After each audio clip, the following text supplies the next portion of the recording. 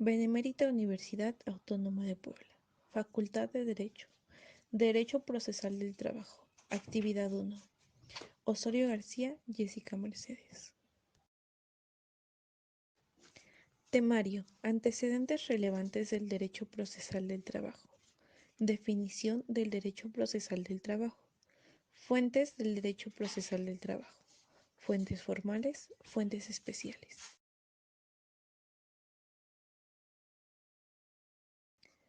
Antecedentes del derecho procesal del trabajo.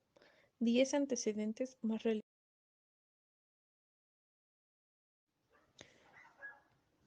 1. En 1911, Francisco I. Madero creó un departamento del trabajo dependiente de la Secretaría de Industria y Fomento encargado de resolver los conflictos obrero-patronales, conflictos que revestían gran importancia social, ya que, conjuntamente con los problemas del sector campesino, fueron una de las causas que motivó la Revolución de 1910. Con esto, se buscaba que a través de la conciliación de conflictos se impartiera justicia a los trabajadores.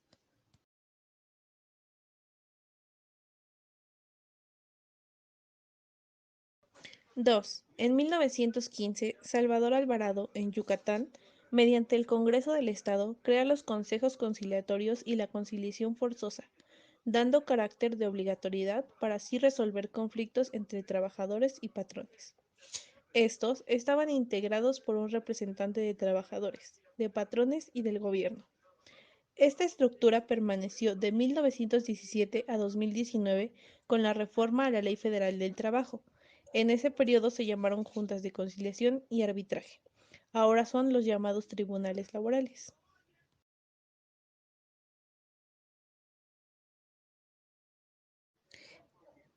3. Nacimiento del artículo 123 constitucional.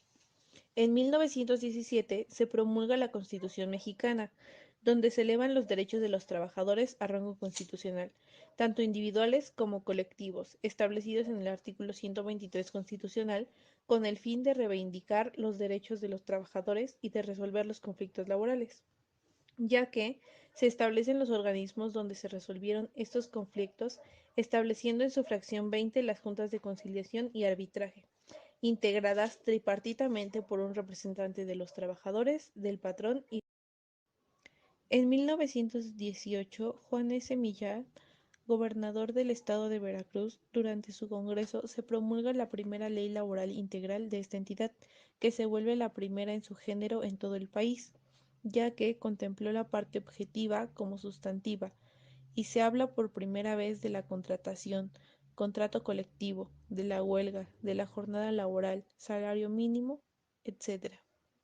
Esta promulgación tiene su origen en lo dispuesto en el artículo 73 constitucional, el cual daba la facultad a todas las entidades federativas para promulgar leyes, reglamentos o disposiciones laborales. De ahí, cada entidad tenía diferentes disposiciones laborales. 5.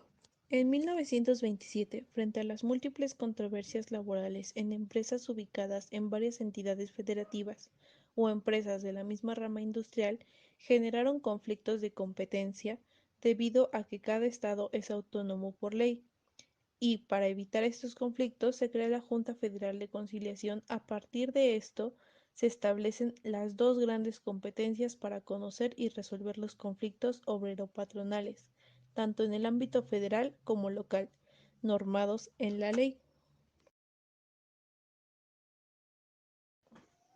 6.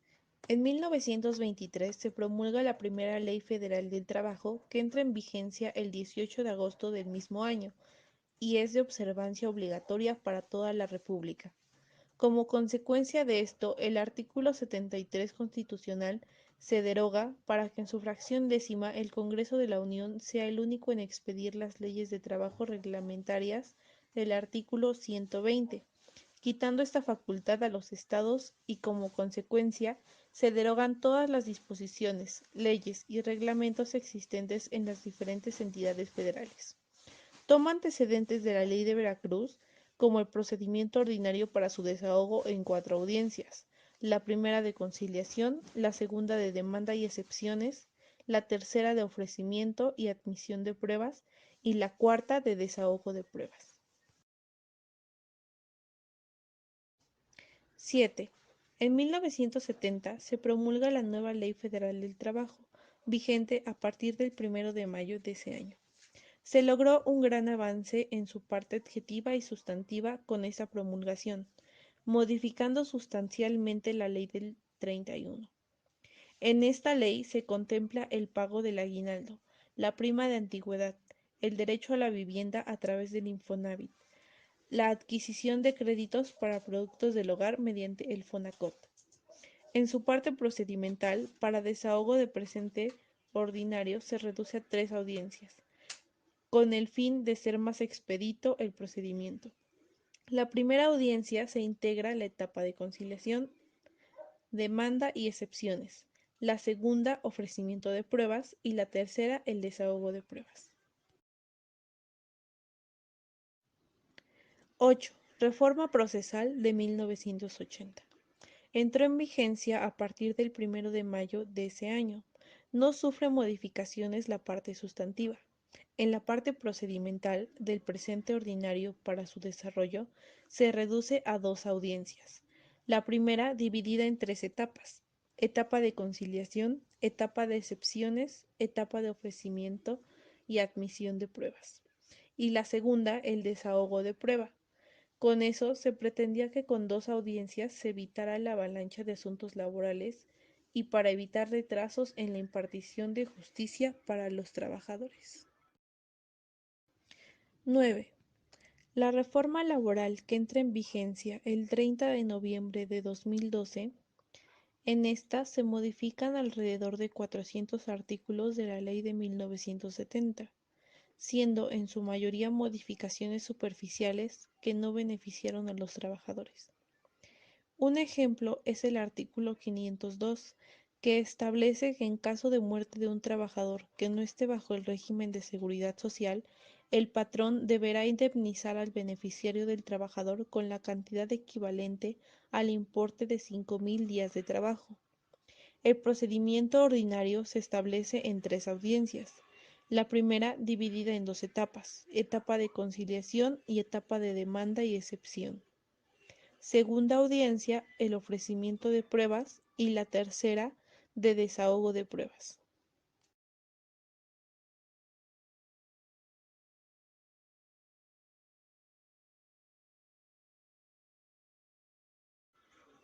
10. 1 de mayo de 2019. Se reforma la Ley Federal de Trabajo que contempla 4 aspectos importantes. Primero, la creación de los tribunales laborales federales y locales. Segundo, la creación del Centro Federal de Conciliación y Registro Laboral. Tercero, la función conciliatoria obligatoria estará a cargo de los centros de conciliación. Cuarto, procedimiento ordinario, el cual se reduce nuevamente a 2 audiencias: audiencia preliminar y audiencia de juicio. La audiencia preliminar tiene por objeto depurar el procedimiento y resolver las excepciones dilatorias planteadas por las partes, establecer los hechos no controvertidos, admitir o desechar las pruebas ofrecidas por las partes según sea el caso, citar para audiencia de juicio, resolver el recurso de reconsideración contra los actos u omisiones del secretario instructor.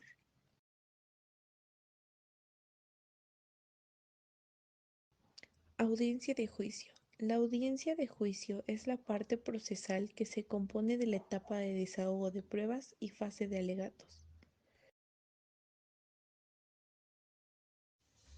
Definición del derecho procesal del trabajo.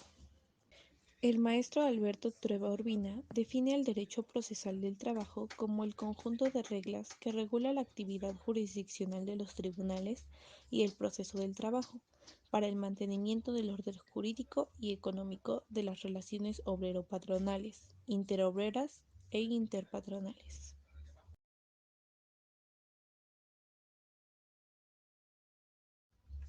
Fuentes del derecho procesal del trabajo.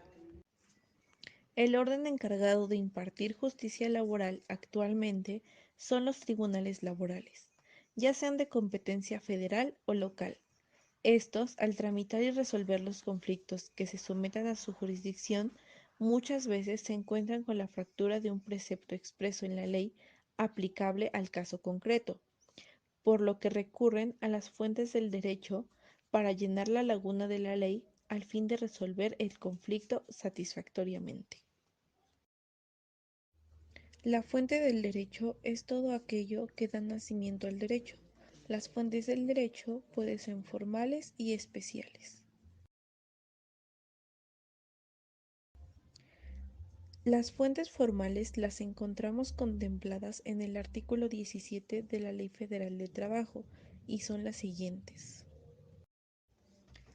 La Constitución Política de México, que es la norma fundamental y de mayor jerarquía en el país, y en el artículo 123 se consagran los derechos mínimos que a su favor tiene la crisis trabajadora, denomina las garantías sociales.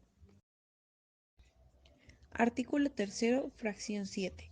Establece el régimen laboral para las relaciones entre universidades y demás instituciones educativas de carácter superior autónomas por ley y sus trabajadores. Artículo 5. Establece la libertad del individuo para dedicarse a la actividad que mejor le acomode siendo lícita.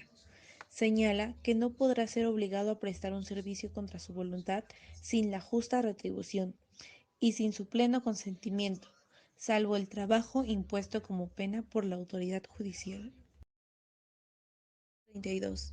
Señala el derecho de los mexicanos que serán preferidos a los extranjeros en iguales circunstancias para los empleos, cargos o comisiones de gobierno que no sea indispensable la calidad de ciudadano. En el artículo 73, fracción décima, que establece la facultad del Congreso de la Unión para expedir las leyes de trabajo reglamentarias del artículo 123 constitucional. Artículo 115 constitucional, fracción octava. Establece el fundamento para la regulación de las relaciones de trabajo entre los municipios y sus trabajadores.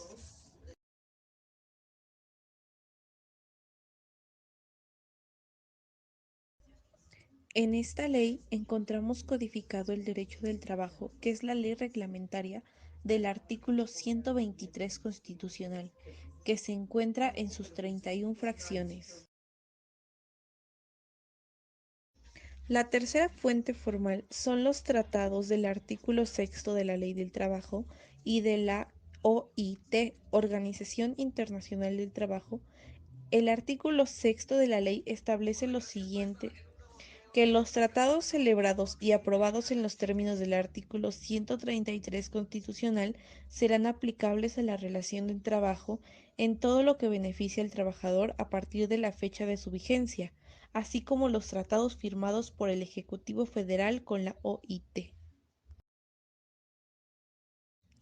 La cuarta fuente que señala el artículo 17 son los principios generales del derecho. Estos son común en todas las ramas jurídicas y se encuentran señaladas en el artículo 14 constitucional. ¿Cuáles son estas? La primera es que la ley no puede ser retroactiva en perjuicio de persona alguna. La segunda es el derecho a la vida. Tercera, el derecho a la libertad. Cuarta, el derecho a la propiedad. La quinta fuente la encontramos en los principios generales de justicia social, que son aquellos que derivan de la ley de trabajo en sus reglamentos, de los tratados y del artículo 123 constitucional. Ejemplo de esto es el salario, las vacaciones, el aguinaldo, la prima de antigüedad, el derecho a la contratación individual, a la colectiva, al derecho a sindicación y el derecho a la huelga.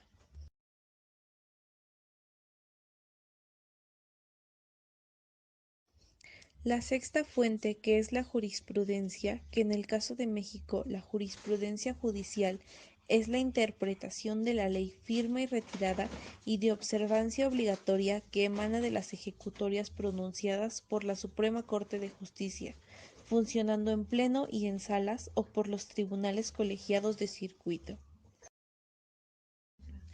La séptima fuente formal del derecho es la costumbre, que es un uso implementado en una colectividad y considerada por ésta como jurídicamente obligatoria, ya que en el desarrollo de la relación laboral muchas veces se otorga por el patrón al trabajador prestaciones económicas que no están contempladas en la ley, pero que benefician al trabajador y al estarlas aportando constantemente, el patrón se vuelve obligatoria. La última fuente del derecho que nos señala el artículo 217 es la equidad.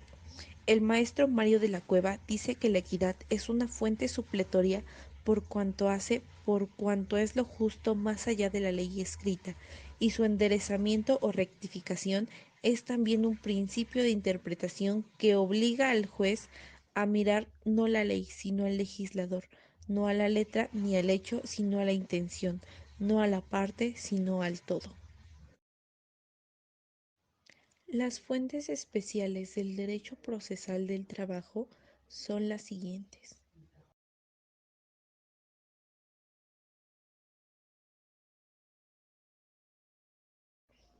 1. El contrato colectivo de trabajo. 2. El contrato ley. 3. El reglamento interior de trabajo. 4. Las resoluciones colectivas de naturaleza económica. Generalidades del derecho procesal del trabajo. Proceso y procedimiento. El proceso es un sistema para el desarrollo de la actividad jurisdiccional. Por otro lado, el procedimiento es la manera del desarrollo del proceso.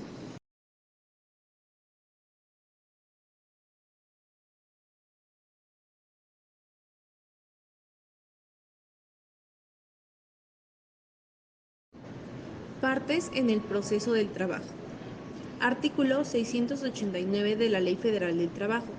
Son partes en el proceso del trabajo las personas físicas o morales que acrediten su interés jurídico en el proceso y ejerciten sus acciones o expongan excepciones.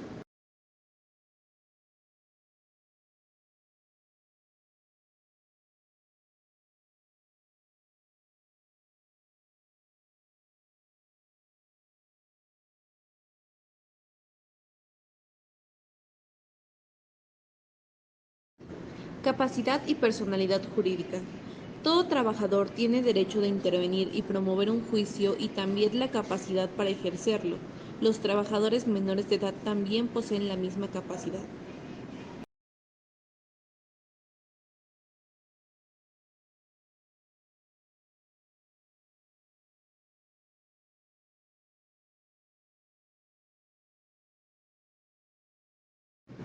De las competencias. Las autoridades encargadas de administrar e impartir justicia laboral corresponde a la autoridad registral, Centro Federal de Conciliación y Registro Laboral, conocer de los actos y procedimientos relativos al registro de todos los contratos colectivos y registro de información tributaria de los sindicatos.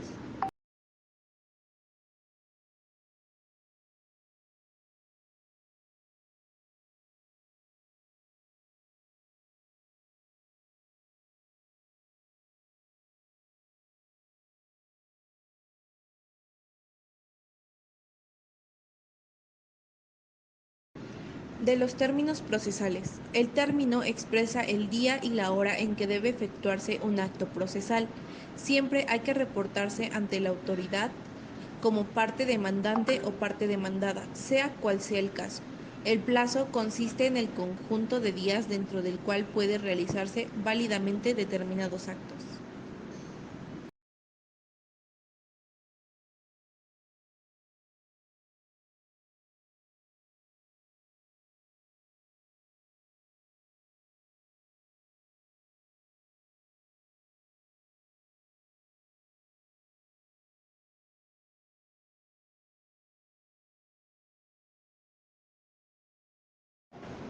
Figuras jurídicas. Notificación. Acto jurídico utilizado por los tribunales laborales para comunicarse con las partes en conflicto y en determinados supuestos con los terceros. Tipos de notificación. Personales, por oficio.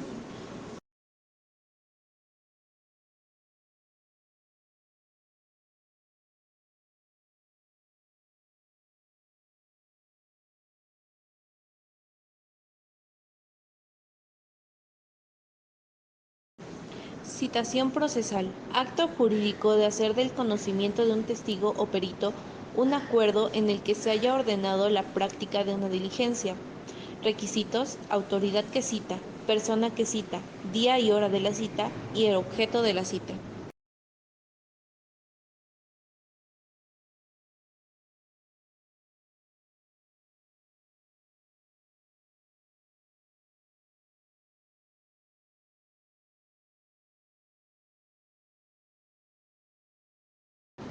Emplazamiento, llamado a juicio al demandado, acto jurídico por medio del cual el tribunal laboral establece la relación procesal con el demandado.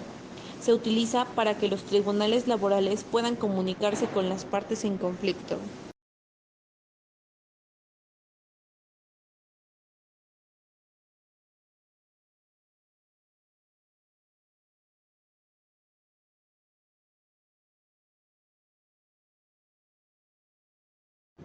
Incidentes. En la Administración de Justicia Laboral existen casos en que por su naturaleza misma no puede ser tramitado con el procedimiento común en los juicios ordinarios. Su existencia es acorde al principio de celeridad. Según se establece en el capítulo noveno en la Ley Federal del Trabajo a partir del artículo 761, referentes al artículo 762, siendo estos los siguientes.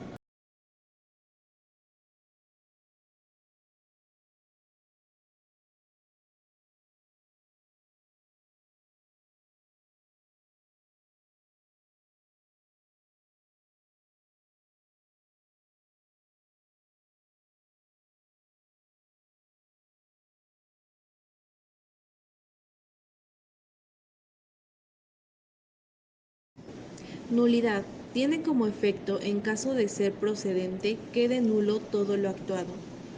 Competencia. En caso de ser procedente, se remitirá de oficio a la autoridad competente. Personalidad.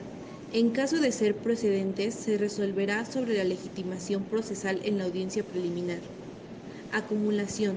Su efecto, al ser declarado procedente, la acumulación del juicio o juicios recientes se acumularán al más antiguo. Excusas. Tiene como finalidad que la autoridad encargada de impartir la justicia laboral no tenga relación consanguínea con o de amistad con alguna de las partes. En este caso, si existiere, deberá excusarse de conocer las controversias laborales bajo la sanción de que les impone la Ley Federal del Trabajo.